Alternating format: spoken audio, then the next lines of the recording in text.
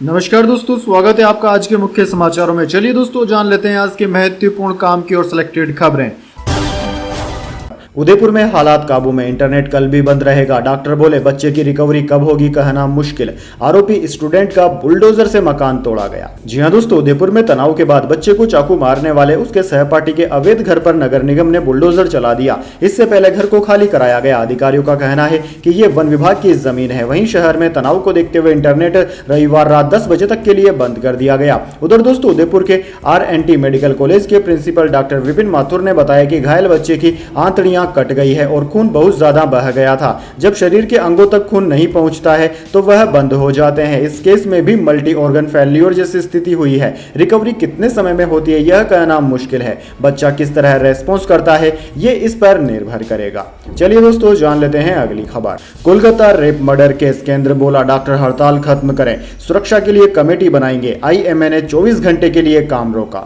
जी हां दोस्तों, कोलकाता में ट्रेनी डॉक्टर से रेप मर्डर की घटना के विरोध में रेजिडेंट डॉक्टरों की हड़ताल का शनिवार को 8वां दिन है। इंडियन मेडिकल एसोसिएशन IMA ने भी 24 घंटे के लिए अस्पतालों में सिर्फ इमरजेंसी सेवाएं चालू रखने की बात कही है। इसी बीच दोस्तों, केंद्रीय स्वास्थ्य मंत्रालय ने डॉक्टर से हड़ताल खत्म करने को कहा है। मंत्रालय ने बयान जारी कर कहा कि डॉक्टरों की मांग को लेकर कमेटी बनाई जाएगी। सुरक्षा के लिए राज्य सरकारों से भी सुझाव मांगे जाएंगे। वहीं दोस्तों, स्वास्थ्य मंत्रालय के इस फैसले के पहले ही IMA चीफ ने शनिवार को कहा कि इमरजेंसी सेवाएं छोड़कर अस्पतालों में कामकाज बंद है। चलिए दोस्तों, जान लेते हैं अगली खबर। कानपुर में साबरमती एक्सप्रेस पटरी से उतरी, IB की टीम मौके पर पहुंची, पुलिस जांच भी शुरू। रेल मंत्री बोले ट्रेन भारी चीज से टकराई। जी हां दोस्तों, उत्तर प्रदेश के कानपुर में साबरमती एक्सप्रेस पटरी से उतर गई। 22 डिब्बे डिरेल हुए।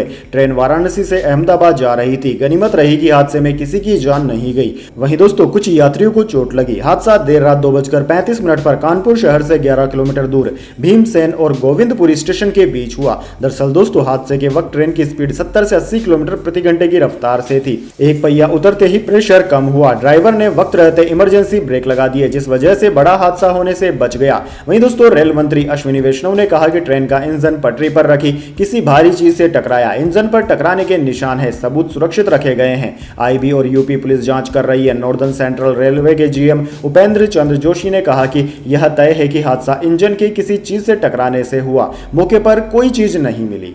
चलिए दोस्तों, जान लेते हैं अगली खबर। हरियाणा में 24 घंटे में 4 विधायकों ने JJP छोड़ी। इस्तीफा देने वालों में 2 पूर्व मंत्री, 1 भाजपा, 3 कांग्रेस में शामिल हो सकते हैं।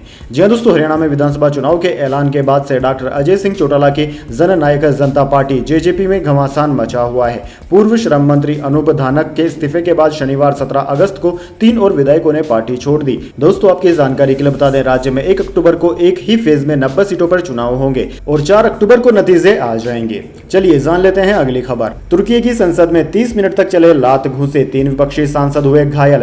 एर्दोगन की पार्टी को आतंकी संगठन कहने पर हुआ था बवाल।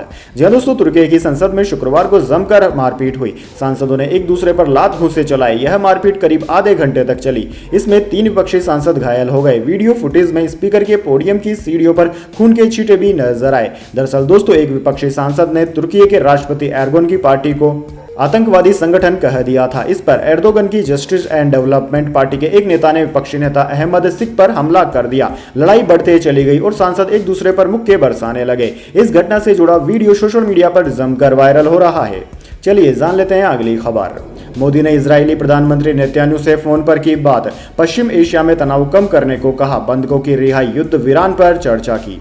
जी हां दोस्तों, इजराइल के प्रधानमंत्री बेंजामिन नेतन्याहू ने शुक्रवार को प्रधानमंत्री नरेंद्र मोदी को फोन किया। मोदी ने एक्स पर पोस्ट के जरिए इसकी जानकारी दी। उन्होंने बताया कि नेतन्याहू ने भारत के 78वें स्वतंत्रता दिवस पर उन्हें बधाई दी। दोनों प्रधानमंत्रियों के बीच पश्चिम एशिया में तनाव पर भी चर्चा हुई। मोदी ने इजरायली प्रधानमंत्री को बातचीत और डिप्लोमेसी के जरिए हमास से युद्ध खत्म करने को भी कहा। उन्होंने सभी बंधकों की तत्काल रिहाई, युद्ध विराम पर जोर दिया। चलिए जान लेते हैं अगली खबर। आरोपी छात्र के किराए के घर पर चला दिया बुलडोजर। उदयपुर में तनाव के बीच प्रशासन के एक्शन पर ही उठे सवाल।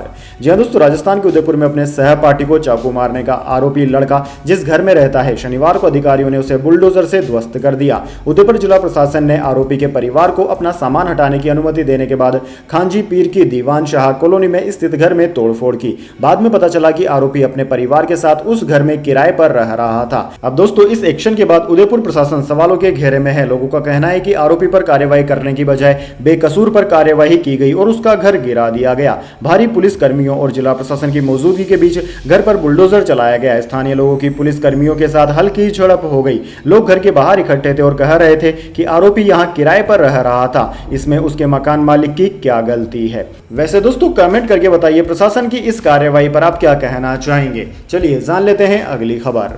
कर्नाटक मुख्यमंत्री के खिलाफ भ्रष्टाचार मामले में केस चलेगा, राज्यपाल ने मंजूरी दी। सिद्धारमैया पर जमीन के मुआवजे के लिए फर्जी डॉक्यूमेंट लगाने का है आरोप।